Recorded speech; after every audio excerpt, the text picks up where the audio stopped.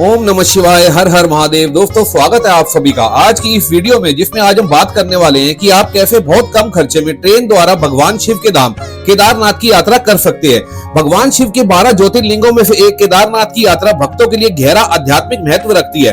हर साल हजारों लाखों की संख्या में लोग देश के विभिन्न हिस्सों से केदारनाथ की यात्रा पर निकलते हैं। यदि आप भी इस पवित्र स्थान की यात्रा की योजना बना रहे हैं तो आज इस वीडियो में आपको पूरी जानकारी दी जाएगी कि कैसे आप दिल्ली से और दिल्ली के अलावा भारत के किसी भी राज्य से ट्रेन द्वारा केदारनाथ पहुंच सकते हैं। जानकारी को शुरू करने से पहले मेरी तरफ से आप सभी को केदारनाथ धाम की यात्रा की शुभकामनाएं। भगवान शिव आप सभी की यात्रा को मंगलमय बनाए और आपकी सभी मनोकामनाएं पूरी करे। आज मैं आपको बहुत ही आसान भाषा में समझाऊंगा कि आप कैसे केदारनाथ तक बहुत ही आसानी से पहुंच सकते हैं, और इसी के साथ मैं आपको बताने वाला हूं इस यात्रा में होने वाले सभी खर्चों के बारे में। सबसे पहले आप ये समझ लीजिए कि केदारनाथ पहुंचने के लिए आपको 3 पड़ाव पार करने होंगे। सबसे पहला पड़ाव रहेगा हरिद्वार या ऋषिकेश, उसके बाद सोनप्रयाग और उसके बाद गौरीकुंड। बस लास्ट आपको गौरीकुंड तक जाना है और वहीं से आपको बाबा केदारनाथ के लिए चढ़ाई आरंभ करनी है। दिल्ली से केदारनाथ की दूरी की बात की जाए तो वो है लगभग 465 किलोमीटर के आसपास। तो चलिए अब ये जान लेते हैं कि आपको कैसे जाना है। सबसे पहले दिल्ली और दिल्ली के अलावा आपको भारत के किसी भी राज्य से केदारनाथ जाने के लिए हरिद्वार या ऋषिकेश के लिए ट्रेन पकड़नी होगी, क्योंकि केदारनाथ के लिए आपको सबसे पहले हरिद्वार या ऋषिकेश के रेलवे स्टेशन तक आना होगा। फिलहाल ऋषिकेश से आगे कोई भी ट्रेन नहीं जाती है। ऋषिकेश इस रूट का आखिरी रेलवे स्टेशन है। मेरी राय ये रहेगी कि आप ट्रेन द्वारा सबसे पहले हरिद्वार ही पहुंचे।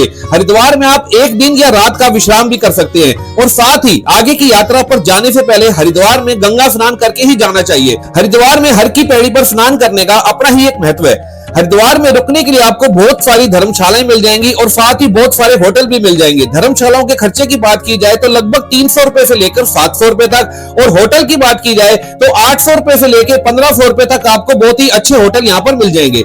दिल्ली से हरिद्वार की दूरी की बात की जाए तो वो है लगभग 220 किलोमीटर के आसपास। इसी के साथ दिल्ली से हरिद्वार और ऋषिकेश जाने वाली सभी ट्रेनों की जानकारी भी अभी आगे आपको मैं इस वीडियो में देने वाला हूं। लेकिन उससे पहले ये जान लेते हैं कि हरिद्वार या ऋषिकेश रेलवे स्टेशन पर उतरने के बाद आपको आगे सबसे पहले कहां जाना होगा। तो चलिए दूसरे पड़ाव की बात करते हैं। दूसरे पड़ाव के लिए आपको हरिद्वार से सोनप्रयाग तक जाना होगा। सोनप्रयाग तक पहुंचने के लिए आपको हरिद्वार से किराए की टैक्सी और बस की सुविधा बहुत ही आराम से मिल जाती है। आपको उत्तराखंड परिवहन निगम की और प्राइवेट ऑपरेटर्स की बसों की सुविधा हरिद्वार से बहुत ही आराम से मिल जाती है। हरिद्वार से सोनप्रयाग की दूरी है लगभग 235 किलोमीटर के आसपास। सड़क मार्ग से आप लगभग 7 से 8 घंटे में हरिद्वार से सोनप्रयाग तक पहुंच जाएंगे। और अगर हरिद्वार से सोनप्रयाग तक बस के किराए की बात की जाए तो वो है लगभग 800 रुपए से लेकर 1000 रुपए के आसपास। और अगर बात की जाए टैक्सी की तो टैक्सी का किराया लगभग 4500 रुपए के आसपास लगेगा, जिसमें ड्राइवर के अलावा 4 व्यक्ति आराम से बैठकर जा सकते हैं। तो चलिए अब बात करते हैं तीसरे पड़ाव की। तीसरे पड़ाव के लिए आपको सोनप्रयाग बस स्टैंड से आगे गौरीकुंड तक जाना होगा। गौरीकुंड तक जाने के लिए आपको सोनप्रयाग से शेयरिंग जीप मिल जाएगी, जिसका किराया लगभग प्रति व्यक्ति 50 रुपए रहेगा, जिसमें 10-20 रुपए ऊपर नीचे हो सकता है समय के हिसाब से। सोनप्रयाग से गौरीकुंड की दूरी है लगभग 2 किलोमीटर के आसपास। बस आखिर में आपको गौरीकुंड तक पहुंचना है। गौरीकुंड से केदारनाथ मंदिर की दूरी है 14 किलोमीटर के आसपास। समुद्र तल से 3585 मीटर की ऊंचाई पर स्थित केदारनाथ मंदिर तक पहुंचने के लिए आपको गौरीकुंड से 14 किलोमीटर की चढ़ाई चढ़नी होगी, जो कि आप पैदल भी चढ़ सकते हैं या पालकी अथवा घोड़े, खच्चर इत्यादि की सहायता से भी चढ़ाई की जा सकती है।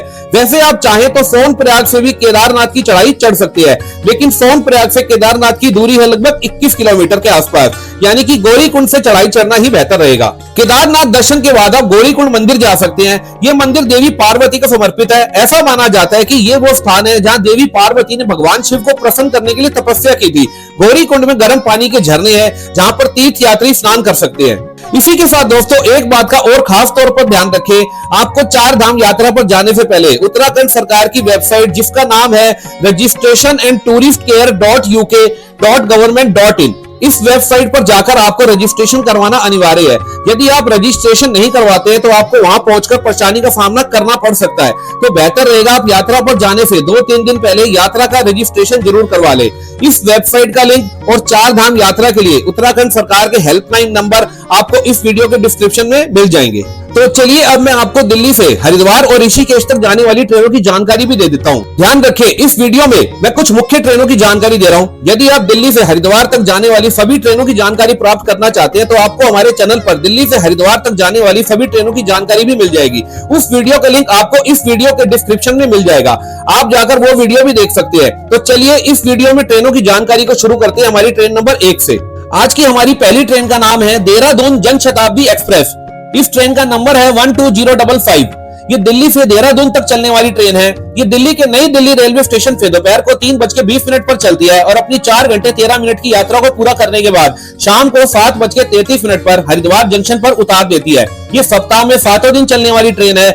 इसमें आप सेकंड सीटिंग का और चेयर कार का टिकट लेके यात्रा कर सकते हैं। ध्यान रखिए दोस्तों, सभी ट्रेनों का किराया अलग अलग है। ट्रेनों का किराया आपको स्क्रीन पर दिखाई दे रहा है। और इसी के साथ एक बात और ध्यान रखें, ट्रेनों के किराए में रेलवे का सर्विस चार्ज एक्स्ट्रा रहेगा। तो चलिए बात करते हैं हमारी दूसरी ट्रेन के बारे में। आज की हमारी दूसरी ट्रेन का नाम है वंदे भारत एक्सप्रेस। इस ट्रेन का नंबर है 22457। ये दिल्ली से देहरादून तक चलने वाली वंदे भारत ट्रेन है। ये दिल्ली के आनंद विहार टर्मिनस से शाम को 5:50 पर चलती है और अपनी 3 घंटे 21 मिनट की यात्रा को पूरा करने के बाद उसी दिन रात को 9:11 पर हरिद्वार उतार देती है। ये सप्ताह में 6 दिन चलने वाली ट्रेन है, यानी बुधवार को छोड़कर ये सप्ताह के सभी 6 दिन चलती है। ये फुली एसी ट्रेन होती है। इसमें आप चेयर कार का और इकोनॉमी चेयर कार का टिकट लेके यात्रा कर सकते हैं। आज की हमारी अगली ट्रेन का नाम है उत्कल एक्सप्रेस। इस ट्रेन का नंबर है 18477। ये पुरी से लेकर ऋषिकेश तक चलने वाली ट्रेन है। ये दिल्ली के हजरत निजामुद्दीन रेलवे स्टेशन से दोपहर को 1:20 पर चलती है और अपनी 6 घंटे 48 मिनट की यात्रा को पूरा करने के बाद रात को 8:08 पर हरिद्वार उतार देती है और उसके बाद रात को 9:50 पर ये ऋषिकेश के रेलवे स्टेशन पर पहुंचती है। ये सप्ताह के 7 दिन चलने वाली ट्रेन है। इसमें आप स्लीपर का, थर्ड इकोनॉमी का, थर्ड एसी का और सेकंड एसी का टिकट लेके यात्रा कर सकते हैं। आज की हमारी अगली ट्रेन का नाम है योगा एक्सप्रेस। इस ट्रेन का नंबर है 19031। ये अहमदाबाद से ऋषिकेश तक चलने वाली ट्रेन है। ये दिल्ली के 3 रेलवे स्टेशन को कवर करती है। पहला है दिल्ली कैंट का, जहां से ये सुबह 4:05 पर चलती है। उसके बाद पुरानी दिल्ली रेलवे स्टेशन से ये सुबह 5:05 पर चलती है और उसके बाद शादरा के रेलवे स्टेशन से ये सुबह 5:21 पर चलती है और अपनी 7 घंटे 13 मिनट की यात्रा को पूरा करने के बाद सुबह 11:18 पर हरिद्वार के रेलवे स्टेशन पर पहुंचा देती है। उसके बाद ऋषिकेश के रेलवे स्टेशन पर ये दोपहर को 12:25 पर पहुंचती है। ये सप्ताह के 7 दिन चलने वाली ट्रेन है। इसमें आप स्लीपर का, थर्ड एसी का, सेकंड एसी का और फर्स्ट एसी का टिकट लेके यात्रा कर सकते हैं। आज की हमारी अगली ट्रेन का नाम है लक्ष्मीबाई नगर ऋषिकेश एक्सप्रेस। इस ट्रेन का नंबर है 14317। ये लक्ष्मीबाई नगर से ऋषिकेश तक चलने वाली ट्रेन है। ये दिल्ली के हजरत निजामुद्दीन रेलवे स्टेशन से सुबह 9:50 पर चलती है और अपनी 6 घंटे 20 मिनट की यात्रा को पूरा करने के बाद शाम को 4:10 पर हरिद्वार के रेलवे स्टेशन पर पहुंचा देती है। उसके बाद 6:45 पर शाम में ऋषिकेश भी ये पहुंच जाती है। ये सप्ताह में 2 दिन चलने वाली ट्रेन है, रविवार के दिन और सोमवार के दिन। इसमें आप स्लीपर का, थर्ड इकोनॉमी का, थर्ड एसी का और सेकंड एसी का टिकट लेके यात्रा कर सकते हैं। तो दोस्तों कुछ इस प्रकार से है दिल्ली से ट्रेन द्वारा केदारनाथ धाम तक जाने की जानकारी। तो चलिए अब बात करते हैं इस यात्रा में आपका कुल खर्च कितना आएगा। कुल खर्च में यदि खाने पीने का, रहने का और बस का और इसी के साथ ट्रेन का खर्च भी जोड़ दिया जाए तो लगभग 8 से 10 हजार रुपए के आसपास प्रति व्यक्ति खर्च आ सकता है। उम्मीद करता हूँ ये जानकारी आपको पसंद आई होगी और आपको सब कुछ ठीक से समझ में आ गया होगा। अगर इसके अलावा भी कोई और जानकारी आप प्राप्त करना चाहते हैं तो आप मेरे से इस वीडियो के कमेंट सेक्शन में अपना सवाल रख सकते हैं। मैं पूरी कोशिश करूंगा आपके सभी सवालों का जवाब देने की। और अगर इस वीडियो में दी गई जानकारी आपको अच्छी लगे तो कृपया वीडियो को लाइक अवश्य करें और वीडियो के कमेंट सेक्शन में भगवान शिव का एक जयकारा अवश्य लगाएं और इस वीडियो को अपने उन दोस्तों के साथ शेयर करें जो केदारनाथ यात्रा करना चाहते हैं। इसी के साथ दोस्तों मेरी तरफ से आप सभी को एक बार फिर से केदारनाथ धाम की यात्रा की शुभकामनाएं। ओम नमः शिवाय, हर हर महादेव। मिलते हैं जल्द ही एक नए वीडियो में एक नई जानकारी के साथ।